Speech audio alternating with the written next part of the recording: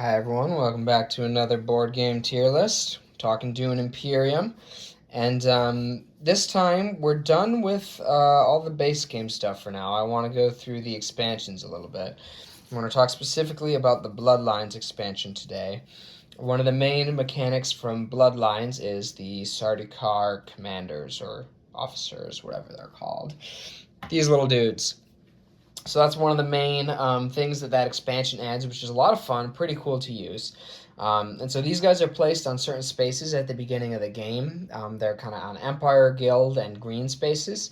And when you go to a space with one of them, you can pay 2 money to acquire him. Whenever you do, you gain a Sardaukar tile from one of, you get to choose among the 4 that are flipped face up.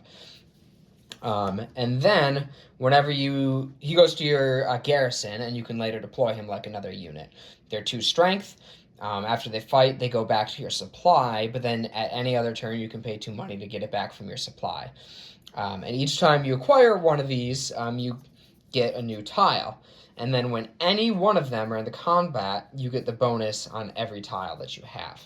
So the more of them that you get, the more powerful they are. They obviously help you in combat, but these tiles do different cool bonuses as well. There are not a ton of tiles. There are doubles, but there's only 7 unique ones.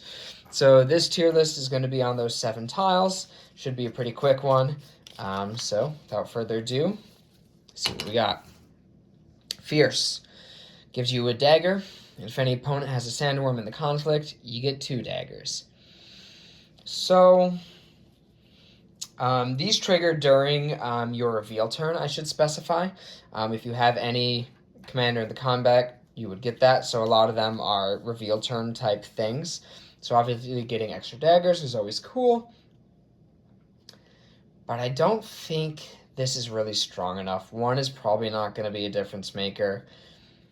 I don't know. Most conflicts probably won't have a sandworm. Maybe 50-50 at best. So I think that's going to be a C. Okay, Hardy. Reveal turn gives you a troop. So that's pretty cool. It's nice to just kind of get passive troops, but obviously that's not going to help you with this combat because it's your reveal turn. So unless you have something that lets you deploy during your reveal turn, he's probably just going to sit there for next round, which is helpful. But if you put your commander in the combat this round, you probably want it to win this round. So I think that's just okay. That's going to be a B. Here's Matic. You get an extra persuasion during your reveal turn. So it is interesting. Some of these are better early versus late. This is obviously one that's strong if you can get it early. Because it's kind of just like a mini high council seat. But you do have to have the commander in the combat. So it's not like you get 1 persuasion every turn. And so I think that's going to keep this to just a B. Driven, reveal turn, you get a spice.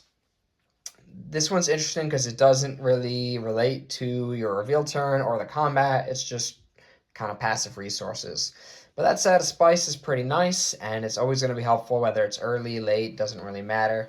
So I do kind of like this one. I actually think that's an A. I tend to take that one.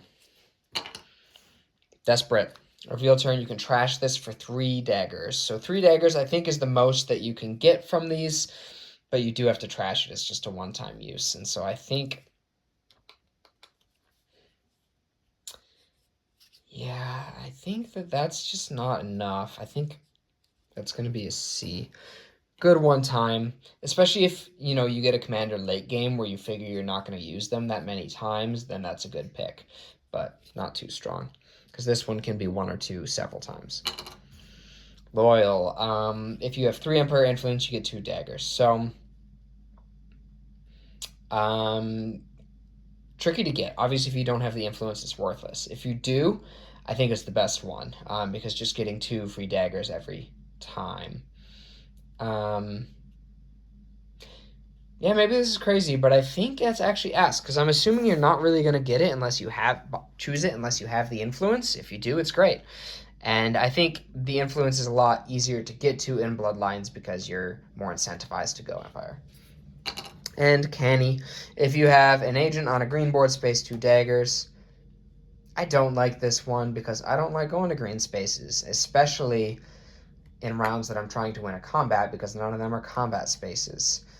So, yeah, I don't like that. So that's what we got. I actually think I'm going to move this one up. I was a little too harsh on that. Looking at these back now, two daggers is kind of the 1, 2, 3 daggers is all we're looking at. So that's pretty solid. So that's my tier list. Thanks for watching.